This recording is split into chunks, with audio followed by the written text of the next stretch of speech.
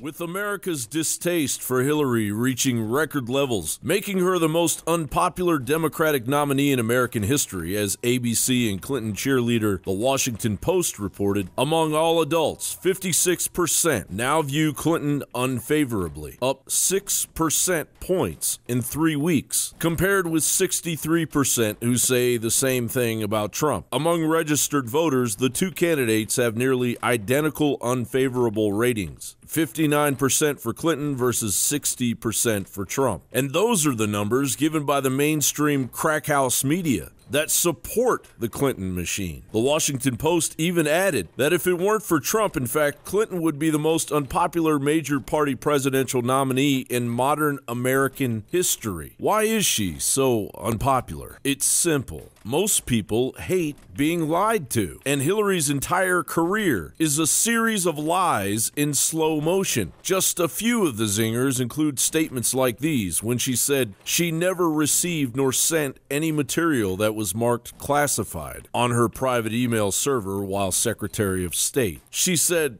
"You are 3 times more likely to be able to get a mortgage if you're a white applicant than if you're a black or Hispanic, even if you have the same credentials." And the delusional remark that we now have more jobs in solar than we do in oil. But there she was, speaking today to the American Legion in Cincinnati, Ohio, railing on about her hypocritical understanding of the exceptionalism of the United States of America.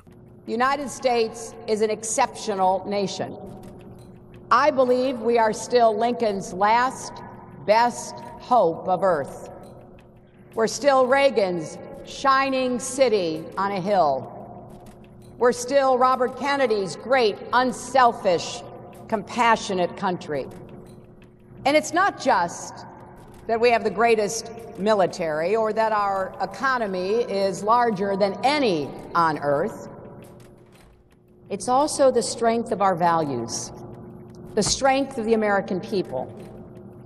Everyone who works harder, dreams bigger, and never, ever stops trying to make our country and the world a better place. An exceptionalism she took advantage of as Secretary of State as she fueled her pay-to-play Clinton Foundation empire, and the exceptional Americans she took advantage of on that night, September 11th, 2012, when 4 Americans lost their lives and 10 were injured in an attack on a diplomatic compound fronting for a CIA weapons storehouse in Benghazi after a stand-down was ordered that Hillary oversaw. And you see Congress scared to go the next step of saying, hey, you did this on purpose and you were caught lying, you witch. Who should have been held accountable was Hillary Clinton for having gone into Libya.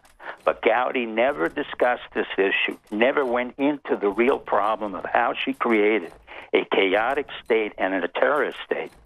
The building itself was not a State Department building. It was a secure consulate, which basically goes under the CIA. She painted Trump as an isolationist who threatens to walk away from our allies. Allies like LGBT-hating Saudi Arabia that have beheaded 101 people this year, on par to beat last year's record of 158. She spoke about immigration, regardless of the fact that just days ago her husband was declaring that the Syrian refugees should be relocated to Detroit to rebuild it. Rebuild it into what? Bill, an American no-go zone of Sharia law? Hasn't Detroit suffered enough under you and your NAFTA cohorts? She claimed that Russia hacked into the DNC.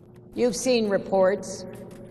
Russia's hacked into a lot of things. China's hacked into a lot of things. Russia even hacked into the Democratic National Committee.